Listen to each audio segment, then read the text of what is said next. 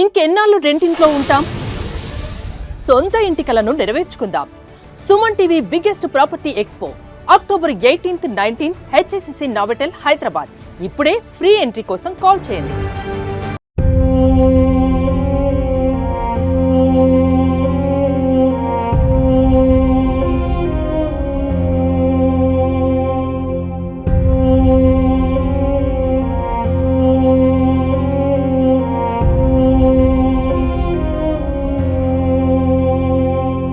ఈరోజు ఉదయం నాకు తెలిసినటువంటి ఒక మీడియాకి సంబంధించిన వ్యక్తి ఒక వీడియో పంపించారు. మేడం, ఒక ఆవిడ ఒక 60 ఏళ్ళు పైన ఉండొచ్చు. ఆవిడ షేర్లింగంపల్లి మున్సిపల్ ఆఫీస్ దగ్గర ఎండలో వానలో తడిచిపోతూ అక్కడే ఉన్నారు. ఆమెకి ఇంతకు ముందు ఇల్లు ఉండేదంట. దాన్ని ఏ కారణం చేతనో అధికారులు కూల్చేశారు. ఒకసారి మీరు చూడండి మేడం, ఆమెకి ఏమన్నా హెల్ప్ అవుతుందేమో, ఆమెకి ఏమన్నా ఒక దారి చూపించిన వాళ్ళు అవుతారేమో, ఒక నీడ దొరుకుతుందేమో మీ వల్ల, కొంచెం వెళ్ళండి, ఆమెతో మాట్లాడండి మేడం, దాని మీద దృష్టి పెట్టండి మేడం అని చెప్పేసి ఆయన నన్ను రిక్వెస్ట్ చేశారు పొద్దున. సో నేను ఇప్పుడు వచ్చాను.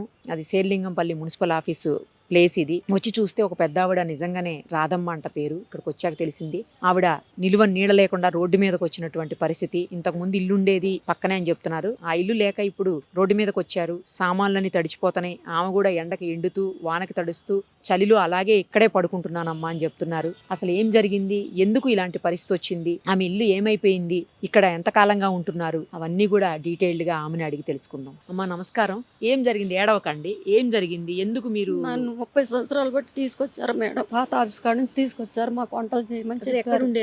నేను పాత ఆఫీస్ కాడ ఉండను. అయితే ఆ నుంచి తీసుకొచ్చారు. ఏవో సారు చాలా మంది తీసుకొచ్చారు. తీసుకొచ్చి ఆ జాన్ చెట్టు కాడ గుడి చేసుకొని ఉండమన్నారు. అప్పుడు తర్వాత ఈ గార్డెన్ వచ్చింది. గార్డెన్ వచ్చాక 7 ఉండమన్నారు. 7 మాకు అన్నాలు వండి పెట్టాలా, చాయలు వేయాలా, మాకు టిఫిన్లు పెట్టాలని చెప్పారు. మా భర్త నేను చేసుకుంటూ వచ్చినాం. మా పిల్లల పెళ్లి కూడా ఎండ చేసినాం మేడం. పిల్లలు ఉన్నారా?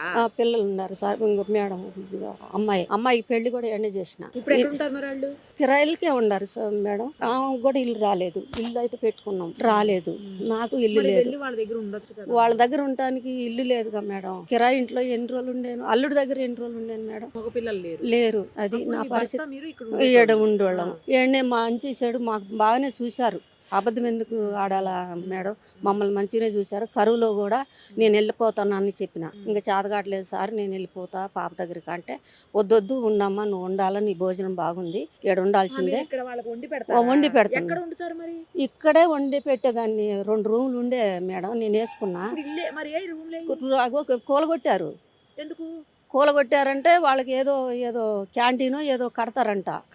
క్యాంటీన్ కట్టిన తర్వాత నీకు అవతల వేస్తామా అని 4 రోజులు చెప్పారు.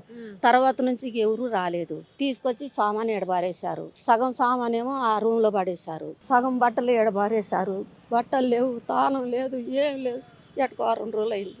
ఏడికి పోవటానికి లేదు. నాకు ఇల్లన్నా ఏదైనా చూపిండి అమ్మా, మీకు దండం పెడతాను కూడా దండం పెడితే ఇప్పుడు ఏడుంది మా చేతిలో లేదంటున్నారు. మరి వర్షం వస్తే ఎట్లా చచ్చిపోతున్నాం సాయని. మరి ఏం చేశాను తల్లి, నన్ను ఎందుకు ఇట్లా న్యాయం చేశారు నాకు తెలియట్లేదు.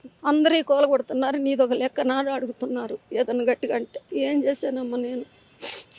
20 ఏళ్ళ వయసులో నేను ఎడిపోయాను. ఒక నీడ లేదు, నిప్పులు లేదు, ఏమి లేదు. నాకు ఎంత నీడ నీయండి తల్లి, మీకు ఏదైనా దండం పెడతా, నేను ఏదైనా ఛాయ్ అన్న అమ్ముకొని బతుకుతా అంటున్నా. అది కూడా ఇంటలేరు వాళ్ళు. ఆ డబ్బా ఎత్తునన్నారు. ఆ డబ్బాన్ని ఇవ్వండి అమ్మంటే దానికి తాళం వేసుకున్నారు. ఆ డబ్బాలన్నా ఉంటామా అన్న, అది కూడా తాళం వేసుకున్నారు. ఎవరిని అడిగినా మా దగ్గర లేదు అంటున్నారు. నా పరిస్థితి అర్థిందమ్మా. ఏం చేశాను? పిల్లలు వచ్చి కాసేపు ఏడవ, మేము వచ్చి కాసేపు ఏడవ, ఇదే సరిపోతుంది. కిరాయి ఇంట్లో నేనే ఉండేనా మా అల్లుడి దగ్గర. బిడ్డలు లేరుగా అమ్మా. వాళ్ళే దానం చేశారు, వాళ్ళే ఈడ బొంద పెట్టారు. నన్ను కూడా అట్నే పెడతారు అనుకున్నా. నన్ను ఇంత అన్యాయం చేశారని నేను అనుకోలేదు. అందరు ఇప్పుడు ఎత్తేసారు. అప్పుడే వయసులో ఉన్నప్పుడు బాగానే తిన్నారు, మంచిగా చేశారు మేడం. డబ్బులన్నీ ఎగ్గొట్టారు నాకు. ఇప్పుడు సంపాదించుకోలేదని అడుగుతున్నారు. ఏం సంపాదించారు మేడం? ఒక్కొక్కళ్ళు 80 ఏళ్ళు, 90 ఏళ్ళు, 70 ఏళ్ళు ఇట్ట తిన్నారు. ఇత్తం అనుకుంటా. వాళ్ళు లేరు. ఇప్పుడు కొత్త వాళ్ళు వచ్చారు. మాకేం తెలుసు ఎవరికి పెట్టినో అని అంటున్నారు. ఏం చేశాను మేడం నేను? నా పరిస్థితి ఇది. నాకు ఏదైనా ఇంత నీడని ఇస్తే. ఇప్పుడు కొత్తగా వచ్చారా మేడం, నాకు అసలు ఎవరు తెలవట్లేదు. పిఓ సార్కి తెలుసు మేడం, అందరూ పిఓ సార్, మున్సిపల్ ఆఫీస్ వాళ్ళకి పెట్టినా, మండల ఆఫీస్ వాళ్ళకి పెట్టినా, మండల ఆఫీస్ వాళ్ళు అయితే 1 రూపాయి ఎగ్గొట్టలేదు మేడం. అబద్ధం ఎందుకు? వీళ్ళే వీళ్ళే సర్వనాశనం చేశారు నన్ను. నీకు ఏదైనా న్యాయం చేస్తామమ్మా, ఏదైనా న్యాయం చేస్తామమ్మా అని చెప్పారు. అప్పుడు దాకా నిన్నటి దాకా చెప్పారు, అది కూలగొట్టిన దాకా చెప్పారు. కూలగొట్టి యువతలకు వచ్చిన తర్వాత ఎవరు పట్టించుకోవట్లేరు. వారం అయింది ఏడకొచ్చి నేను. మరి ఇప్పుడు స్నానం చేయటం ఏడుందమ్మా తాను ఏడ చేసాను, చీకటి పడితే అక్కడ చెయ్యాలి, లేకపోతే లేదు ఆ సన్నీళ్ళు. ఈ వయసులో నేనేం చేశాను చెప్పండి. అదమ్మా అసలు చలికి ఇప్పుడు చలికాలం కూడా కదా, చలికాలం చలికి ఎట్లా వాన పడుతుంది? మొన్న వాన కొడితే మొత్తం తడిచిపోయినాయి మేడం. మొత్తుకుంటున్నా పోయి ఆ రవి ఎవరోనంట, ఏదో ఆయన పేరు రవి, ఆ ఏదో చేపిస్తాడంట. ఆ పిల్లగాడికి అప్ప చెప్పారు ఇవన్నీ ఆ రూమ్లో పెట్టమని. పెద్దవాని ఇబ్బంది పెట్టొద్దు, రోడ్డు మీద వేయొద్దు, తీసుకుపోయి ఆ రూమ్లో పెట్టంటే రూమ్లో పెట్టి సగం పెట్టిండు, సగం పెట్టలేదు. నా పరిస్థితి ఇది. ఎవరికి చెప్పుకున్నా ఎవరు వింటలేరమ్మ. నేనేం చేశాను చెప్పండి. ఇంత నీడని ఇస్తే వెళ్ళిపోతాయ్యా, మీ కాళ్ళు పట్టుకుంటా, మీకు దండం పెడతాయ్యా, ఇంత నీడియండా వెళ్ళిపోతా, ఏదైనా ఛాయ్ అన్న పెట్టుకొని బతుకుతా అంటున్నాయి. కట్టె పొలాల మీద పెడుతున్నా మేడం, కట్టె పొలాల మీద పెట్టి వాళ్ళకి వండి పెడుతున్నా. ఇప్పటికీ పెడుతున్నా మేడం. ఇప్పుడు పొద్దున కూడా పెట్టినా, ఇప్పుడే పిల్లొచ్చి కడుగుతుంది. నా పరిస్థితి అది మేడం. నేను ఇప్పటికీ వాళ్ళకి వండి పెడుతూనే ఉండా. వాళ్ళు నన్ను ఎంత కాదన్నా కానీ నేను వాళ్ళని కాదనుకోవట్లేదు. వాళ్ళకి ఏం సందర్భం లేదో ఏందో మరి. అది ఇప్పటికీ ఈ చలిలో ఉండి కూడా వండి పెడుతున్నా. ఇప్పుడు కూడా 4 కేజీలు బియ్యం వండి వాళ్ళకి పప్పు అవి అన్నీ మొత్తం చికెను అన్నీ చేసి పెడితే చేత కావట్లేదు అమ్మ అని కబురు చేస్తే పిల్లొచ్చి కడుగుతుంది. సబ్బు తెచ్చుకోవడానికి గతి లేదు మేడం నాకు. ఇవాళ తింటున్నారు పోతున్నారు. ఏం చేసాను, వదిలేస్తా. నాకు ఇంత ఇల్లు ఇప్పిండి మేడం, నీకు దండం పెడతా, నీకు కాళ్ళు పట్టుకుంటా, ఇంత నీడిస్తే చాలు వెళ్ళిపోతా, ఆ నీళ్ళ బతుకుతా మేడం. నాకు ఈ గోలంతా ఎందుకు, మంచిగా ఒక ఆశ్రమంలో జాయిన్ చేస్తాను రారాదు, ఆశ్రమంలో నేను అట్లా రాలేను మేడం. నేను అట్లా వచ్చేదాన్ని అయితే ఆ రూమ్లోకే పోయి పండుకునేదాన్ని. నాకు భయం, నేను ఎక్కడికి రాలేను. 30 సంవత్సరాలు బట్టి ఇట్లా తిరుగుతున్నా. కాదు మీకు లాంటి వాళ్ళు చాలా మంది ఉంటారు, చాలా మంది ఉన్నా. నేను రాలేను మేడం, నేను రాలేను మేడం. ఇప్పటికీ నేను 50 మందికి అన్నం వండి పెట్టమంటే పెడుతున్నా. ఈ వయసులో కూడా పెడుతున్నా. వాళ్ళకి ఎందుకు ఆ సందర్భం రావట్లేదు. కరాను వస్తే కూడా కరాల్లో నేను వెళ్ళిపోతానని మా ఆయన నేను ఎంత తిప్పలు పడ్డా కూడా పోనీకుండా అడ్డం తిరిగి మళ్ళీ బోర్లు ఇచ్చి మళ్ళీ రేకులేసి నువ్వు ఉండమ్మా, అమ్మ మంచిగా ఉండదమ్మా, నువ్వు వండితే మంచిగా ఉంటుందమ్మా, నువ్వు తీసుకొచ్చి పెట్టమ్మా అంటే తీసుకొచ్చి పెట్టినా మేడం. టిఫిన్ పెట్టిన, ఛాయలు పోసిన. కరెక్టే, కానీ అసలు మీకు ఎందుకు ఆశ్రమం కంటే ఎందుకు భయం వేస్తుంది? నాకు వద్దు మేడం, నేను ఆ బతకలేను, నేను రాలేను. నేను ఏడే బతుకుతా, ఏడనే చస్తా. నేను ఆఫీస్ వదిలిపెట్టి రాలేను మేడం. 30 సంవత్సరాలు బట్టి నేను ఆఫీసును పట్టుకొనే ఏడుతున్నా. నాకు ఎంత ఇల్లు ఇప్పిండి మేడం చాలు, నాకు ఏమొద్దు. వాళ్ళు ఇక్కడ ఏమొద్దు, ఇక్కడ ఎక్కడ వద్దు. ఇంద్రం మిల్లు వస్తున్నాయి కదా, అది ఒక్కటి ఇప్పిండి చాలు. నాకు ఇంకేమొద్దు. ఏరగైనా నాకు నేడుందిగా మేడం, నేడుంటదిగా మేడం, నాకు నేడుంటది. ఇంకా బాగుంటది, మీరు వండుకునే పని ఉండదు అక్కడ. అసలు వద్దు మేడం, నేను అట్లా రాలేను. కానీ నాకు ఇంత నేడిప్పిండి, నేను వెళ్ళిపోతా. వాళ్ళకి ఏదైనా అడ్డం వస్తే మాత్రం నేను వెళ్ళిపోతా. నాకు నేడిచ్చినా కూడా వాళ్ళకి వండి పెట్టేదానికే నేను రెడీగా ఉండా. ఇప్పటికైనా చెప్తున్నా. ఇప్పుడు పిఓ సార్ని పిలవండి, ఇంకెవరినన్నా పిలవండి, ఎవరినన్నా చెయ్యండి, నేను వాళ్ళకి వండి పెట్టేదాన్ని రెడీగా ఉండ. కానీ నాకు ఇంత నేడిస్తే చాలు.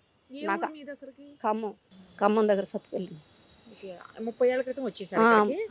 వాళ్ళే తీసుకొచ్చుకొని వంటలు బాగుండాయి, భోజనం బాగుంది, టిఫిన్ బాగుంది, ఛాయలు బాగున్నాయి అని తిన్నారు. పొద్దు నుంచి అన్ని చేస్తారా మీరు? అన్నీ చేస్తాను నేను, అన్నీ మొత్తం చేస్తా. ఇప్పుడు వదిలేసిన, ఇది బీగిన కాడ నుంచి ఇప్పుడు వదిలేసినమ్మా. అన్నం ఒకటే పెడుతున్నా. ఇప్పుడు నీళ్ళు లేదు ఉండటానికి. టిఫిన్లు చేసి ఆడబెట్టాను. ఛాయలు తీసుకుపోయి ఒక్కొక్క ప్యాస్కోలు 2 ప్యాస్కోలు తీసుకుపోయి 3 ప్యాస్కోలు తీసుకుపోయి వాళ్ళకి పోసినాను మేడం. వాళ్ళకి ఇంత సౌందర్యం లేదు, ఏం చేయమంటావు. ఇదే నీడ అనుకున్నాను నేను. ఈ చెట్టే నాకు నీడేమో, ఈ చెట్టే ఇచ్చింది నేను దేవుడు. ఇంతమందిని బయటికి పోయిన వాళ్ళని కూడా, ఎండలో పోయిన వాళ్ళని కూడా నీడకి తీసుకొచ్చి అన్నం పెట్టిన నేను. నా బతికింత ఇంత నేను అనుకోలేదు. అది పాపం ఆవిడ పెద్ద ఆవిడ బాధపడుతున్నటువంటి తీరు అది. ఆమెకి ఏదో ఒక నీడను చూపిస్తే నేను ఎక్కడైనా ఉంటాను, కానీ ఆశ్రమంలో నేను ఉండలేనమ్మా, అక్కడ నాకు చేత కాదు, నా వల్ల కాదు అని అంటున్నారు ఆవిడ. మరి దయచేసి ఎవరైనా స్పందించి, అధికారులు లేకపోతే ఇంకెవరన్నా రాజకీయ నాయకులు ఎవరన్నా స్పందించి ఆమెకు ఒక ఇందిరమ్మ ఇల్లు లాంటిదో, లేకపోతే ఈ దగ్గరలోనే ఎక్కడన్నా ఒక చిన్న రేకుల షెడ్డు లాగా వేసుకొని అయినా సరే ఉంటాను అంటున్నారు ఆవిడ. అలాగైనా ఎవరన్నా కొంచెం వీలైనంత త్వరగా స్పందించి, ఎందుకంటే వర్షం పడినా ఎండ వచ్చినా కూడా తడిచేటువంటి పరిస్థితి, ఎండకి ఎండిపోయేటువంటి పరిస్థితి. ఇంకా రేపటి నుంచి చలికాలం కూడా మొదలవుతుంది, మరింత దారుణంగా ఉంటుంది పరిస్థితి. ఒక్క ఆవిడ ఇక్కడ ఉండటం కూడా ఇబ్బందే. కాబట్టి ఆవిడ కొంచెం తొందరగా ఏదో ఒక దారి చూపించాలని మనం కూడా కోరుకుందాం. చూద్దాం, వీలైనంత తొందరగా మనం కూడా దీన్ని అధికారుల దృష్టికి తీసుకెళ్లే ప్రయత్నం చేద్దాం. మరిన్ని అప్డేట్స్ కోసం నిరుపమ సుమన్ టీవీ ఇన్స్టా పేజ్ని ఫాలో చేయండి. సుమన్ టీవీలో మీ పర్సనల్ అండ్ బిజినెస్ ప్రమోషన్స్ కోసం కింది నెంబర్కి కాంటాక్ట్ చేయండి.